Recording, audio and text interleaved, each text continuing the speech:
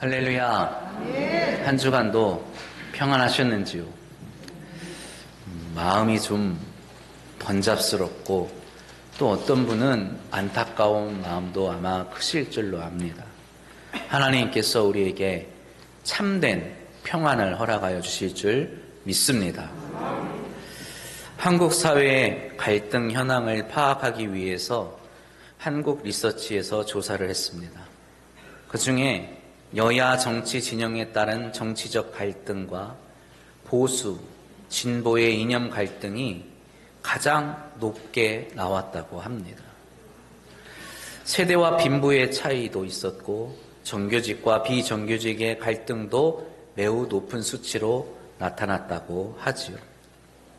가장 높게 조사된 이념의 갈등, 이 경우에는 어느 한쪽이 틀려서 그런 것인지 아니면 서로의 다름을 인정하지 않아서 그런 것인지 이것에 대해서 자세하게 논의를 하지 않은 것 같습니다만, 아무튼 이 무조건 상대방이 틀렸다고 단정하고 극단으로 치달아서 배척하고 배제하고 부정하는 행태는 지양해야 할 것입니다. 그런 점에서 현재 우리나라에서 일어나고 있는 일련의 일들은 안타깝기 그지없습니다. 어느 한 진영이 무조건 옳다고 할 수는 없겠지요. 우리의 주관적인 정치 성향 때문에 한쪽에 대해서는 우호적인 생각을 하기 때문에 그저 상대방의 허물만 분명하고 극명하게 보일 뿐입니다. 사실은 야당이나 여당이나 허물 많고 허점 많은 것이 사실입니다. 내가 좀 감정적으로 가깝고 내가 좀 이념적으로 편향되어 있는 쪽의 허물은 그럴 수도 있지라고 말하는 것일 뿐이죠. 지금 이 나라에서 가장 큰 이슈는 무엇일까요? 헌법의 수호, 법치주의의 확립, 이런 말들이 뉴스에서 항상 언급되고 있습니다. 헌법에서 규정하고 있는 가치를 지키는 데 있어서 여당과 야당이 있을 수가 없죠. 진보와 보수의 구분이 있을 수 없습니다. 최고 통치권자나 일개 범부의 차이가 있을 수가 없는 것이죠. 길가에 노숙하고 있는 사람이 범죄의 혐의가 있을 때나 대통령이 범죄의 혐의가 드러나 수사가 필요하게 될 때에 차이가 있어서는 안 되는 것입니다. 그것이 민주주의고 법치주의인 것이죠. 그런데 지금 우리나라에서 일어나고 있는 갈등을 보면 안타깝습니다. 국가의 기틀이라고 볼 수 있는 헌법의 가치가 굉장히 유린당하고 있죠. 온통 질서가 없고 통제가 되지 않습니다. 아침에 뉴스를 잠깐 보았는데 구속영장을 인용했다는 이유로 법원에 들어가서 법원을 부시고 파괴하는 행동을 하는 사람들이 있다는 뉴스를 접했습니다. 아주 험한 말로 대통령이 탄핵 소추된 것이 이번이 처음도 아닌데 왜 이렇게 하는지 모르겠습니다. 절대로 있어서는 안 될 일이 일어난 것 마냥 나라를 혼란스럽게 하고 질서를 어지럽히는 것이 정말 문제가 아닐까 저는 생각합니다. 지금 이 나라에 일어나는 이런 혼란스러운 일들 가운데에서도 우리 국민 중에 어떤 이들은 대통령을 이렇게 대하는 것이 나라가 할 일이냐, 나라가 이러다가 망하는 것 아니냐라고 하지만 외부에서 외국의 사람들이 객관적으로 볼 때는 어떻습니까? 이런 혼란스러운 상황에서도 이렇게 침착하게 대응하는 것이 정말 한국이라는 나라가 얼마나 민주적인 절차를 잘 따르고 있다는 것을 볼 수 있다고 평가하지 않습니까?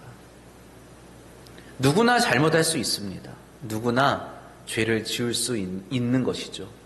그러나 누가 죄를 지었던 간에 적법한 절차에서 죄에 대해서 소명을 하고 자신의 무죄를 또 소명할 수 있는 기회가 주어지고 과정 가운데 결과에 따라 승복할 수 있는 사회, 그런 사회가 우리가 지금까지 일구어온 사회가 아닙니까? 왜 내가 억울하다 말하고 왜 그렇다고 하여서 사법부나 여러 가지 판결의 범위를 다 부정하고 불의하다고 말하는 것일까요? 안타까운 마음뿐입니다.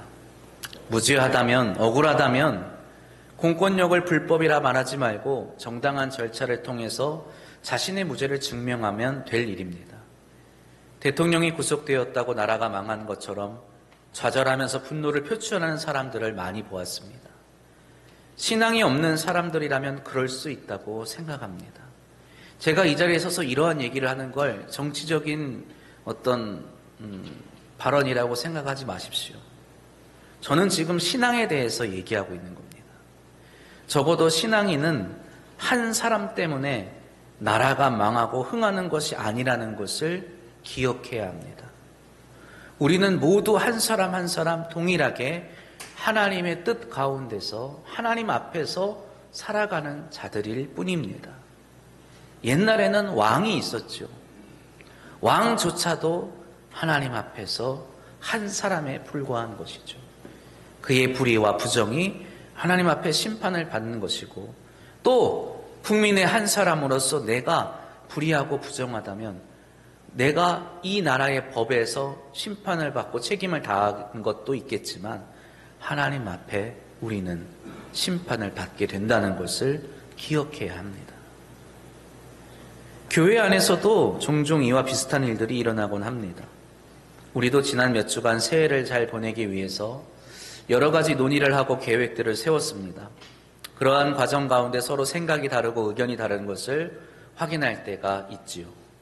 때로는 이해가 잘 되지 않고 설득이 되지 않아 갈등이 생기기도 합니다. 그러나 건강한 교회는 나와 다른 생각을 마주할 때 그것이 무조건 틀렸다고 배척하지 않고 이야기를 나누고 다른 점을 확인하고 그러한 다름 가운데에서도 함께 의견을 모을 수 있어야 하는 것입니다. 예전에 목회하던 교회에서 서로 다른 지역에서 귀향하거나 귀촌하신 그러한 성도님들이 계셨습니다. 많은 가정들이 보통 그렇게 해서 시골에 있는 교회에 출석하시게 되죠. 어떤 가정은 통합 측에서 신앙생활 하시다가, 어떤 가정은 합동 측에서 신앙생활 하시다가, 또 영남 쪽에는 고신 측 교회가 많이 있습니다. 어떤 가정은 고신 측 교회에서 평생을 신앙생활 하시다가 제가 담임하고 있는 교회에 오시게 되는 겁니다. 그 지역에 사방으로 한 5km 안에는 우리 교회밖에 없기 때문이죠. 처음 몇 년 동안은 교회 예배 예식을 두고도 많은 질문들을 하십니다. 목사님 이렇게 하는 거 처음 봤습니다. 목사님 이렇게 하는 게 맞습니까? 저는 이거 정말 생소합니다. 이게 무슨 의미가 있는 거죠? 이게 무슨 뜻입니까? 많은 질문들을 하십니다. 설교를 할 때면 생소한 해석이나 견해를 들을 때 그것을 메모해 놨다가 질문하시기도 하고, 또 어떤 분들은 차마 저에게 질문하는 것이 신뢰라고 느끼셨는지 전에 출석하셨던 교회 목사님께 연락을 해서 여쭤보기도 했다고 합니다. 그럴 때마다 저는 개인적으로 답변을 통해서 설명을 해드리기도 하고, 공개적인 회의나 설교를 통해서도 그러한 이해하지 못하는 것들에 대해서 이해를 시켜드리기도 하고 설명을 해드리곤 했습니다. 결과적으로 서로 다른 신앙의 환경에서 서로 다른 신앙생활을 해온 성도님들이 얼마 지나서는 각자 추구하던 신앙의 본질이 무엇인지를 깨닫는 소중한 경험을 하게 되었다고 말씀해 주셨습니다. 많은 경우 우리는 큰 고민이나 생각 없이 행동을 할 때가 있곤 합니다. 우리의 신앙생활 가운데도 그러할 때가 많이 있죠. 내가 이것을 왜 하는가? 내가 왜 이 행동을 하는가?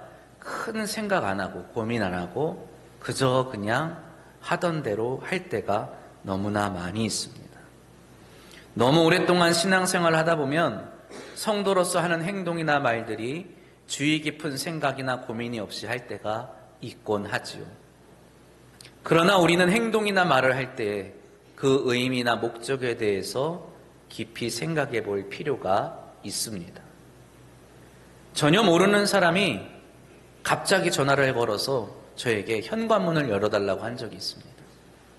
전화번호도 모르는 번호고 들려오는 목소리도 전혀 낯익은 목소리가 아니라 모르는 사람의 목소리인데 느닷없이 전화를 해서 현관문을 열어달라는 겁니다.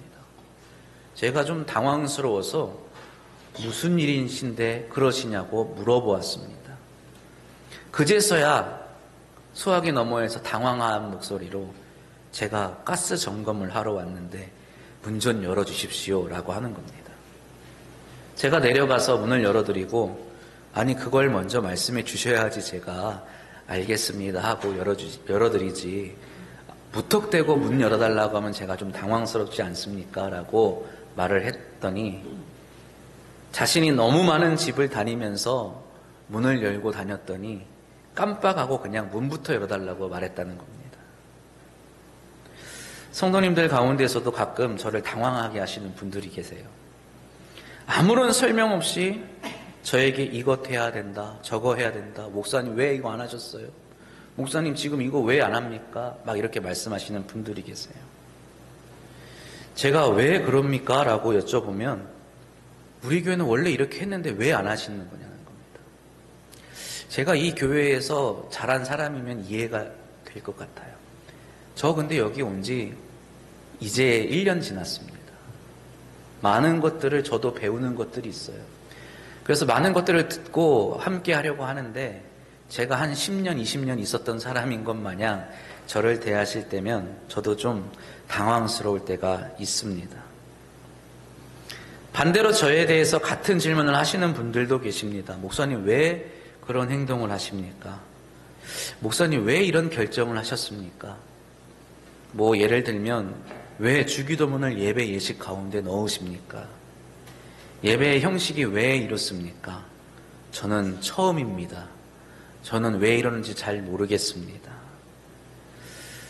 얼마 전에 들은 것은 제가 예배를 폐하면서 드린 축복 기도가 난생 처음 들어본 것이라는 말씀이었습니다.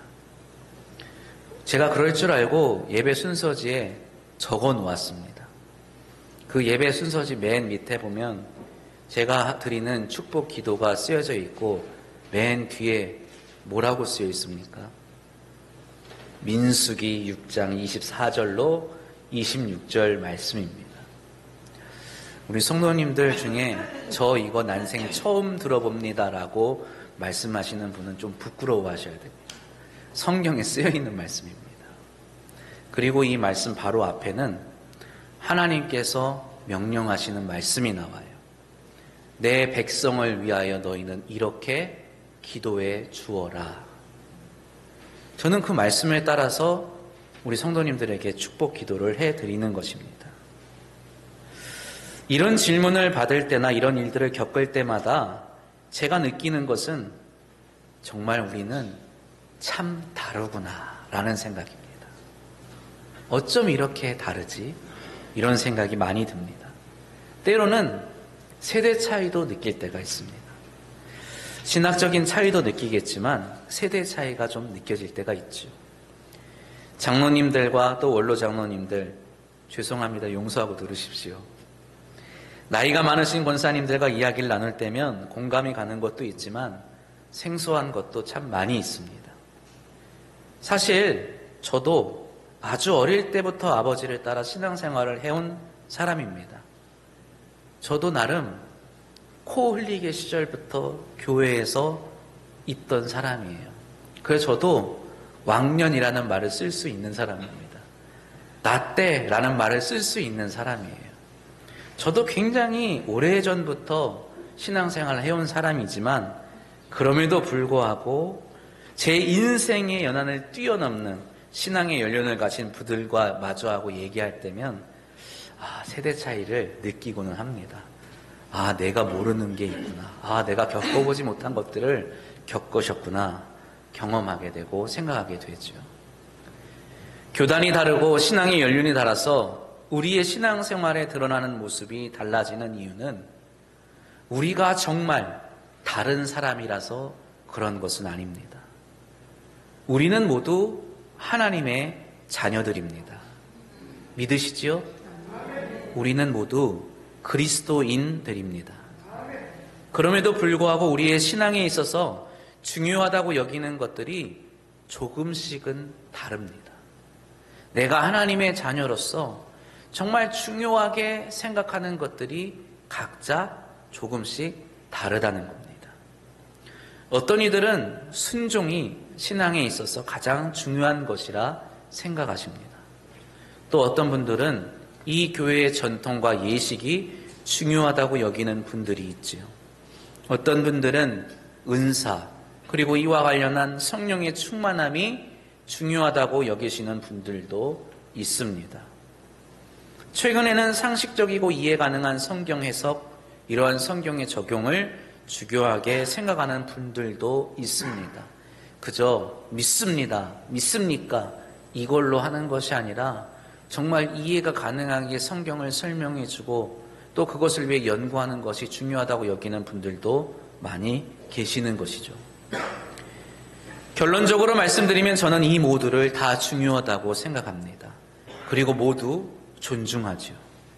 그러나 그렇다 하여도 우리가 다 같아질 수는 없을 것입니다. 여전히 우리는 한 형제요, 한 자매라고 말을 하지만, 그리고 그리스도의 지체라고 말하겠지만, 그와 동시에 우리는 우리 서로를 마주할 때 서로에게서 너무나 다른 모습을 발견할 것입니다. 이해하기 힘든 일들을 보게 될 것입니다. 따라서 바울은 우리가 이렇게 생활하는 것이 마치 몸을 이루는 지체, 각 신체의 부위가 살아가는 것과 같다고 표현을 하지요. 오늘 우리가 읽은 본문 말씀 뒤에 나오는 고린도전서 12장 14절로 20절에 있는 말씀을 보면 바울이 말합니다. 몸은 한 지체뿐만이 아니요 여럿이니 만일 발이 이르되 나는 손이 아니니 몸에 붙지 아니하였다 할지라도 이로써 몸에 붙지 아니한 것이 아니요 또 귀가 이르되 나는 눈이 아니니 몸에 붙지 아니하였다 할지라도 이로써 몸에 붙지 아니한 것이 아니니 만일 온 몸이 눈이면 듣는 곳은 어디며 온 몸이 듣는 곳이면 냄새 맡는 곳은 어디냐. 그러나 이제 하나님이 그 원하시는 대로 지체를 각각 몸에 두셨으니 만일 다 한 지체뿐이면 몸은 어디냐. 이제 지체는 많으나 몸은 하나라. 아멘.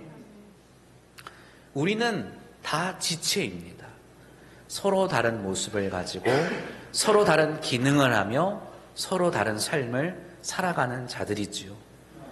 그러나 우리는 동시에 한 몸입니다. 이 긴 문장에서 바울은 이 단순한 진리를 우리에게 가르쳐주고 있습니다. 제각각의 모양을 가지고 서로 다른 일을 하지만 결국 이 모든 것이 함께 몸을 이루게 된다는 것이지요. 우리 함께 양옆을 바라보면서 축복하겠습니다. 당신은 주님의 몸입니다. 당신은 주님의 몸입니다.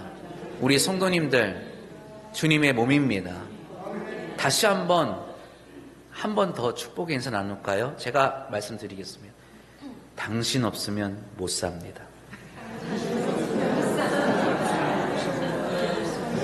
우리 아내가 저에게 당신 없으면 못 삽니다 라고 아주 사랑이 듬뿍 담긴 눈빛으로 말을 해줬는데 이거는 저 부부 관계에만 해당되는 말이 아닙니다.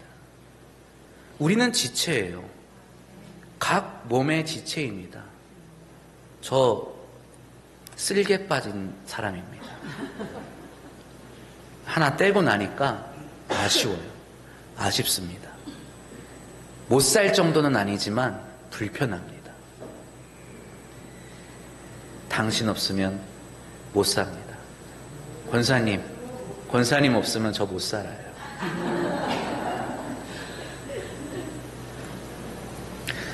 우리는 지금 주연절을 맞이하고 보내고 있습니다. 주연절은 성탄절 이후에 보내는 절기죠. 성탄절이 하나님의 아들이 이 땅에 오심을 기념하는 것이라면 주연절은 이 땅에 오신 그 하나님의 아들이 단순히 우리의 경배를 받기 위해 오신 것이 아니라 우리를 구원하시고 우리를 하나님의 자녀로 삼아주시기 위해 오셨다는 것을 믿음으로 기념하고 기억하기 위함이지요. 예수 그리스도께서 이 땅에 오신 것은 이러한 분명한 목적을 가지고 오신 놀라운 은혜의 사건입니다. 주님께서 이 땅에 오신 것은 이 세상을 구원하고자 함이라고 말씀드렸어요. 세상을 구원한다는 것은 무슨 말일까요? 세상을 구원한다. 그 말의 의미는 먼저 이 세상은 더 이상 소망이 없고 희망이 없다는 것을 의미합니다. 누구에게요? 누구에게요? 나에게입니다. 이 세상은 더 이상 나에게 소망이 없습니다. 희망이 없어요. 제가 이제 오후에 우리 학생 청년들과 함께 이러한 주제를 가지고 계속해서 이야기를 나눌 건데, 말씀을 드리면 이렇습니다. 우리는 소망이 없어요. 이 세상에서 그냥 이대로 살아가면 우리는 하나님의 형상으로 살아갈 소망이 없는 사람입니다. 이 세상은 그러한 면에서 우리에게 너무나 절망적이라는 것이죠. 이제 이 세상, 이 시대에서 벗어나서 새로운 세상, 새 시대 안에서 우리가 살아가야지 우리는 하나님의 형상대로 지음받은 나라는 존재로서 살아갈 수 있다는 것이죠. 그리고 그러한 세상을 만드시기 위해 예수 그리스도께서 이 땅에 오신 것이라고 성경은 말을 하는 것입니다. 예수님이 이 땅에 오셔서 만들고자 하신 세상은 어떤 세상입니까? 하나님의 뜻이 가장 우선으로 여겨지고 그것이 가장 고귀한 가치로 여겨지고 그것을 이루기 위해서 모든 사람이 마음을, 뜻을, 힘을 모으는 세상인 것이겠죠. 그리고 그것을 성경은 한마디로 표현합니다. 하나님의 나라라고 말입니다. 에베소서에서 바울은 우리가 이전 시대에는 이 세상 가운데서 각기 서로 다른 삶을 살았다고 말을 합니다. 오늘 본문 말씀에서도 바울이 그러한 것에 대해서 말을 하죠. 2절 말씀에 너희도 알거니와 너희가 이방인으로 있을 때 말 못하는 우상에게로 끄는 그대로 끌려갔느니라.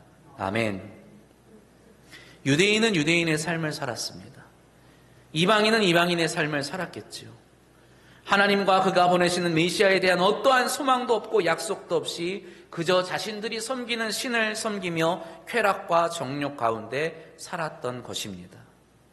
그러나 우리는 예수 그리스도로 말미암아 이 하나님의 은혜 가운데 들어오게 되었음을 믿으시기 바랍니다. 예수 그리스도는 우리의 화평이 되셨다고 바울은 말합니다. 하나님과 원수로 살아가던 우리들을, 언약의 바깥에 있던 우리들을 십자가에서 흘리신 피로 말미암아 하나님과 화목케 하시고 담대히 우리가 하나님 앞으로 나아가서 하나님의 백성으로, 하나님의 자녀로 설 수 있게, 살아갈 수 있게 하셨다고 말하는 것입니다. 이제 우리를 이방인이라고 정죄하는 율법의 정결 예식은 없어졌습니다. 오직 십자가의 복음만이 우리로 하여금 유대인이나 이방인이나 할 것 없이 그리스도 안에서 모두 하나님의 백성이요 하나님의 자녀임을 확증시켜 주시는 것입니다. 그렇게 우리는 그리스도 안에서 하나님의 자녀가 되었어요. 한 성령 안에서 하나님을 아버지라 부르며 살아가게 된 것입니다. 저도 하나님을 아버지라 부릅니다. 우리 앞에 계신 정장로님도 하나님을 누구라고 부르십니까? 아버지라 부릅니다. 그러한 면에서 저는 우리 장로님의 형제입니다. 형이라고 부르면 신뢰가 되겠지만 형제인 것이죠. 바울은 이렇게 그리스도 안에서 새롭게 얻은 새 삶에 대해서 에베소서 2장 19절 이하에서 이렇게 말합니다. 그러므로 이제부터 너희는 외인도 아니요 나그대도 아니요 오직 성도들과 동일한 시민이요 하나님의 권속이라. 너희는 사도들과 선지자들의 터 위에 세우심을 입은 자라. 그리스도께서 친히 모퉁이 돌이 되셨느니라. 그의 안에서 관물마다 서로 연결하여 주 안에서 성전이 되어가고 너희도 성령 안에서 하나님이 거하실 처소가 되기 위하여 함께 있습니다. 그리스도 예수 안에서 함께 지어져 가느니라. 아멘. 할렐루야. 여전히 우리는 제각각이에요. 어떻게 저렇게 나랑 다르지? 살 수 없습니다. 그렇게 살 수밖에 없어요. 다른 생각과 다른 모습을 가지고 살아갈 뿐이지요. 그러나 우리는 우리의 모퉁이 돌이 되시는 예수 그리스도에게 맞물려 살아가는 자들임을 한편으로는 기억해야 합니다. 우리가 서로 다른 모습을 하고 있어도 우리라는 사람의 몸이, 우리라는 사람의 삶이, 우리라는 사람의 이 돌이 너무나 다른 모습을 가지고 있다 하더라도 적어도 예수 그리스도와 마주하고 있는 그 곳만큼은 예수 그리스도와 맞물려 있어야 한다는 것입니다. 예수 그리스도와 마주하고 있는 우리의 삶의 부분은 그분과 정확하게 맞물려야 한다는 것이죠. 한 주간 어떻게 보내셨습니까? 한 주간 어떻게 살아가셨어요? 다 얘기 듣자 보면 여기 한 분 한 분 다 다르게 말씀하실 겁니다. 그러나 오늘 이 시간 거룩한 주일, 주의 날에 주님과 마주하고 있는 이 순간만큼은 우리가 다 한마음 한뜻으로 하나님 앞에 예배드리고 있지 않습니까? 이것이 바로 모퉁이 돌이신 예수 그리스도와 맞물려 살아가는 우리의 삶의 모습이라 할 수 있는 것입니다. 그렇게 그리스도와 맞물려 우리가 살아간다면 이러한 우리의 삶이 모이고 모여서 하나님이 거하신 처소이신 성전을 세우는 돌들이 되게 된다고 바울은 말하는 것이죠. 그렇기 때문에 우리는 다시 한번 기억해야 합니다. 우리는 그리스도의 몸이라는 사실을 말입니다. 우리는 그리스도에 대한 바른 고백, 곧 그리스도께서 우리의 주인 되심을 믿음으로 고백할 수 있어야 하는 겁니다. 오늘 우리에게 저의 목회와 우리 교회와 우리 성도님들의 신앙생활, 이 모든 것이 십자가에 달린 예수께서 누구이신지 바르게 고백할 수 있는 도구가 되어야 할 것입니다. 올 한 해 우리 교회가 나아가야 하는 목표와 계획이 예수 그리스도께서 우리의 주인이심을 바르게 고백할 수 있는 것부터 시작되어야 한다고 저는 생각해요. 주님이 예수가 우리의 주님이십니다. 믿으십니까? 예수가 우리의 그리스도이십니다. 고백하십니까? 이것부터 우리는 올 한 해를 시작할 수 있어야 하는 것이죠. 비록 우리는 서로 손이고 발이고 코고 입이고 귀고 눈이어서 생긴 것도 다르고 쓰임새도 다르고 살아가는 방식도 다르겠지만 우리의 주인이신 그리스도의 몸으로 살아가는 자들임을 기억하시기를 바랍니다.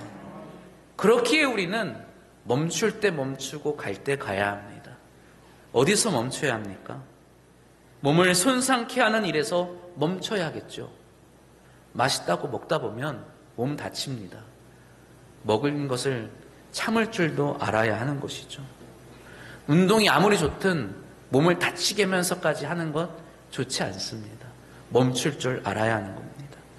우리는 어디까지 힘써야 합니까? 그리스도의 몸을 이루는 일에 힘써야 하는 것입니다. 우리의 다름을 어떻게 극복해야 합니까? 우리가 한 몸을 이루는 각 지체임을 기억함으로 극복해야 하는 것입니다. 그저 세상이 말하는 화해, 용서, 공감, 공존 이러한 것만을 가지고 살아가는 것이 아니라 우리를 위하여 이 땅에 오신 예수 그리스도를 나의 주인으로 고백하며 그의 몸을 이루는 지체로서 새롭게 살아가는 은혜와 사명을 통해 살아가시기를 바랍니다. 다름을 극복하고 하나님이 기뻐하시는 선을 이루어가는 삶을 살아가시기를 주님의 이름으로 축복합니다. 기도합니다.